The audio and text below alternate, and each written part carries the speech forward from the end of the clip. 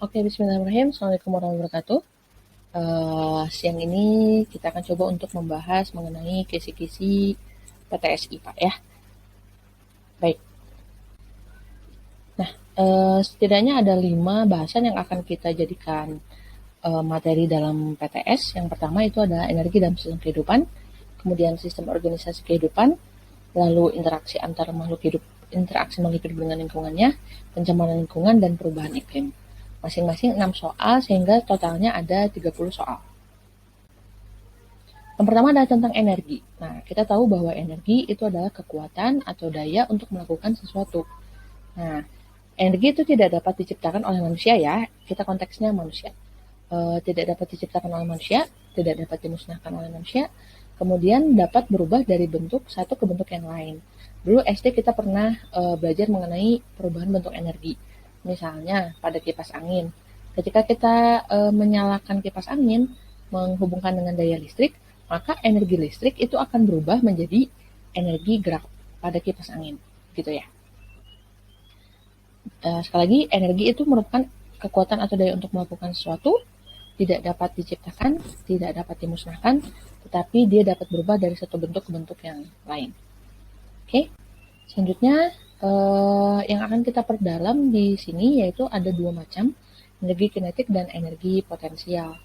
Nah, energi kinetik secara matematis dituliskan E sama dengan setengah mv kuadrat, di mana E atau EK ini adalah energi kinetik, satuannya joule, kemudian M ini adalah massa, satuannya kilogram, dan V ini adalah kecepatan, satuannya meter per sekon ya, ini kurang. Oke, kita lihat dari rumusnya ini dia berbanding lurus ya, sehingga semakin besar massanya, semakin besar energi kinetiknya. Kemudian semakin besar kecepatannya, juga semakin besar energi kinetiknya. Begitu. Kita lanjut ke contoh soal. Seorang anak bermassa 20 kg berlari dengan kecepatan 10 meter per sekon. Energi kinetik anak tersebut adalah, nah kita tulis dulu, kita ketahui massanya 20 kg, kemudian kecepatannya 10 meter per sekon. Kita tahu EK adalah setengah dikali M dikali V kuadrat. Ya. Nah, jadi EK adalah setengah dikali 20 kg dikali 10 meter per sekon dikuadratkan. Jadi setengah dikali 20, hasilnya 10, dikali 100 10 kuadrat, 100. Gitu ya. 10 dikali 100, hasilnya adalah 1000 joule. Oke. Yang kedua adalah energi potensial. Nah, yang tadi energi kinetik itu adalah energi pada saat benda bergerak ya. Jadi kalau misalnya semua benda yang bergerak, dia pasti memiliki energi kinetik. Semakin besar masanya, semakin besar kecepatannya, maka energi kinetiknya semakin besar. Nah, selanjutnya adalah energi potensial. Kalau tadi energi kinetik itu adalah energi ketika bergerak, nah energi potensial ini adalah energi karena dia berada di satu ketinggian tertentu. Gitu, karena posisinya. Secara matematis, energi potensial dituliskan M dikali G dikali H. Ya, di mana EP adalah energi potensial, satuannya joule, M adalah massa, satuannya kilogram, G adalah percepatan gravitasi bumi, 9,8 atau 10 meter per sekon kuadrat. Kalau di soalnya tidak diketahui, kita boleh pakai yang 10 meter per sekon kuadrat. Kemudian H adalah ketinggian benda, satuannya adalah meter. Semakin besar massa, semakin besar energi potensial. Semakin besar gravitasi, semakin besar energi potensial. Semakin besar H ketinggian, semakin besar energi potensial. Coba lihat gambar ini, kita lihat ada kelapa yang jatuh. Nah, posisi kelapa di atas ini disebut sebagai energi potensial maksimal. Kenapa? Karena dia punya H atau ketinggian yang lebih besar daripada yang posisi di bawah. Kalau di bawah ketika menyentuh tanah, ya 0. Kenapa 0? Karena ketinggiannya 0. Semakin tinggi suatu benda, maka semakin besar energi potensialnya. Selanjutnya. Nah, ini contoh penerapannya ya. Seorang anak bermassa 20 kg berada pada ketinggian 1 meter di atas tanah. Jika percepatan gravitasi di tempat tersebut 10 meter per sekon kuadrat, maka energi potensial anak tersebut adalah berapa? M dikali G dikali H, energi potensial M-nya 20, G-nya 10, H-nya adalah 1. 20 kali 10 kali 1, hasilnya adalah 200 joule. Coba kalau berada di ketinggian 2 meter, Berarti 20 kali 10 kali 2, hasilnya ada 400 Joule. Gitu. Jadi semakin besar ketinggiannya, maka semakin besar energi potensialnya. Selanjutnya adalah sistem organisasi dalam kehidupan ya. Seperti kita ketahui bersama bahwa makhluk hidup itu tersusun atas bagian-bagian ya. Nah, bagian yang paling sederhana itu kita sebut sel. Sel itu adalah bagian fungsional dan struktural terkecil dari makhluk hidup. Dia tidak bisa dibagi-bagi lagi. Maksudnya bagian-bagian dari sel itu tidak dapat melakukan fungsi hidupnya sendiri. Begitu. Jadi, sel ini merupakan bagian terkecil dari makhluk hidup. Kemudian, jaringan. Apa itu jaringan? Beberapa sel sejenis yang membentuk fungsi tertentu disebut jaringan.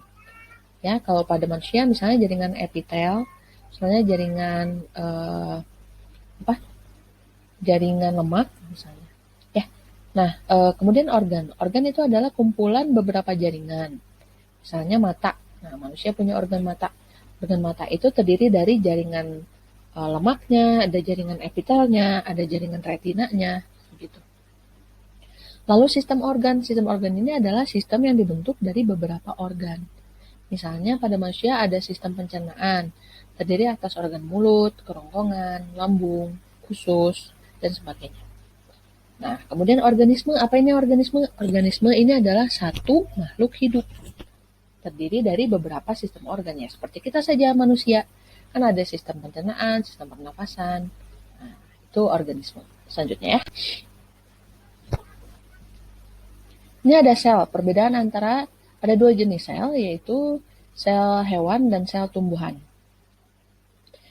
Ini perbedaannya, nanti kalian boleh cermati ada organel-organel sel apa saja yang di hewan, apa saja yang di tumbuhan. Tapi secara umum, sel hewan itu bisa bentuknya tidak teratur. Kenapa? Karena dia tidak punya dinding sel. Berbeda dengan sel tumbuhan, dia bentuknya teratur, kaku. Kenapa? Karena dia punya sel wall atau dinding sel. Nah, satu lagi yang paling mencolok adalah sel hewan itu punya silia, punya alat gerak. Salah satunya silia. Selain silia ada flagel, ya ada bulu cambuk begitu. Nah, fungsinya untuk bergerak. Itu beberapa catatan tentang sel hewan dan sel tumbuhan. Nah, ini jaringan pada manusia atau hewan ya. Setidaknya ada 8 jenis jaringan. Ada jaringan tulang, bone tissue, tentu saja penyusun tulang. Kemudian ada jaringan saraf, nervous tissue, ya, untuk penyusun organ-organ saraf. Kemudian ada jaringan lemak, ada jaringan kartilago atau jaringan tulang rawan. Kemudian ada jaringan kognitif atau jaringan ikat, ya biasanya banyak terdiri di tendon-tendon otot. Kemudian ada jaringan otot, ada jaringan epitel. Nah, ini yang tadi kita bahas ya. Jaringan epitel, jaringan paling luar pada hewan, dia berfungsi sebagai pelindung. Ya, di bagian luar kulit, bagian luar organ-organ biasanya ada epitel. Lalu ada jaringan darah. Jadi darah itu merupakan jaringan. Kenapa jaringan? Karena dia terdiri dari berbagai macam sel. Ada sel darah merah, ada sel darah putih, ada keping darah, ya. Jadi darah itu darah itu jaringan. Oke. Selanjutnya. Ini adalah jaringan tumbuhan, kita akan khususkan ke daun ya, jaringan pada daun. Kalau daun kita potong, ini cross sectionnya, kita potong itu akan kita lihat bagian seperti ini. Yang paling atas itu ada jaringan kutikula, seperti jaringan lilin ya, yang mencegah masuknya air terlalu banyak ke dalam tumbuhan. Seperti pada pohon talas misalnya, daun talas itu kan kalau ada air dia tidak nyerap ya, nah, karena itu ada lapisan kutikula, jaringan kutikula. Lalu ada jaringan epidermis. Nah, kalau misalnya pada hewan ada jaringan epitel, pada tumbuhan itu ada jaringan epidermis, sama fungsinya itu untuk melindungi. Di bawahnya itu ada jaringan palisade nih yang panjang-panjang. Dia rapat dan banyak mengandung klorofil. Nah, sehingga fungsinya untuk tempat fotosintesis. Di bawahnya ini ada jaringan spons. Ini juga banyak mengandung klorofil, tetapi tidak rapat seperti palisade. Banyak rongga-rongga udara. Nah, jaringan palisade dan spons kita bisa sebut juga jaringan mesofil. Ya. Lalu ini ada di tulang daun. Nah, kalau di tulang daun itu biasanya ada berkas pembuluh yang terdiri dari xilem dan floem. Lalu ada epidermis bawah. Kemudian di dalam epidermis bawah itu ada stomata. Nah, stomatanya bagian stomata pada daun. Nah, kemudian juga ada kutikula bagian bawah. Ya, itu jaringan pada tumbuhan. Nah, ini organ dan sistem organ. Yang ini pada tumbuhan ya. Kita tahu bahwa tumbuhan juga punya organ. Ada akar, ada batang, ada daun, ada buah, ada bunga. Ya, ini semua adalah organ-organ tumbuhan. Fungsinya Bu Eken kan sudah baca. Kita juga sudah pernah bahas ya. Oke, kemudian ada ini human organ atau organ pada manusia. Nah, ini ada apa nih? Ada brain, ada otak, ada jantung, ada hati, kemudian lambung, kantung kemih, alat reproduksi, kemudian ini usus ya, ada ginjal, ada pankreas dan paru-paru. Nih, ini juga nih merupakan organ-organ manusia. Ada jantung, ada pembuluh darah, ada apa ini? Paru-paru, ada kemudian usus, ada otak, ada hati, kemudian ada ginjal. Nah, manusia ini punya organ-organ sebagai berikut ya, seperti ini. Lalu organ-organ ini akan membentuk satu sistem organ. Misalnya, kita punya contoh yang ini. Ini sistem organ. Sistem apa? Ya betul, sistem pencernaan ya. Nah, sistem pencernaan ini terdiri dari organ apa saja?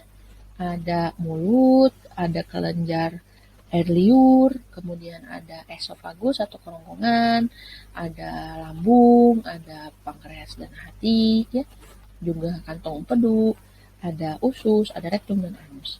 Nah, sistem pencernaan ini terdiri dari organ-organ yang tadi kita sebutkan. Tuh. Ada lagi sistem yang lain, misalnya sistem pernafasan, berarti terdiri atas rongga hidung, paru-paru, tenggorokan, gitu ya. Itu beberapa contoh organ yang menyusun sistem pernafasan. Selanjutnya ada interaksi makhluk hidup dengan lingkungannya. Kalau tadi kita belajar tentang sel jaringan organ sistem organ-organisme, nah kalau interaksi makhluk hidup itu melibatkan organisasi makhluk hidup yang lebih besar lagi. Kalau tadi sampai organisme, satu individu, kita lanjut ke populasi. Nah, populasi ini adalah kumpulan beberapa makhluk hidup yang sejenis, nah, yang hidup dalam waktu dan tempat tertentu. Sedangkan komunitas itu adalah kumpulan beberapa makhluk hidup, beberapa jenis makhluk hidup. Kalau ekosistem itu adalah interaksi makhluk hidup dengan komponen-komponen abiotik lainnya. Sedangkan bioma itu ada kumpulan beberapa ekosistem, dan biosfer itu adalah kumpulan keseluruhan bioma ya di muka bumi ini. Kita sebut sebagai biosfer. Ini tadi ya, individu berkumpul sesama jenisnya disebut populasi, kemudian berkumpul dengan jenis yang lain disebut komunitas, berinteraksi dengan komponen abiotik disebut ekosistem, beberapa ekosistem kita sebut bioma, ya. Keseluruhan ekosistem, keseluruhan bioma di muka bumi ini kita sebut biosfer.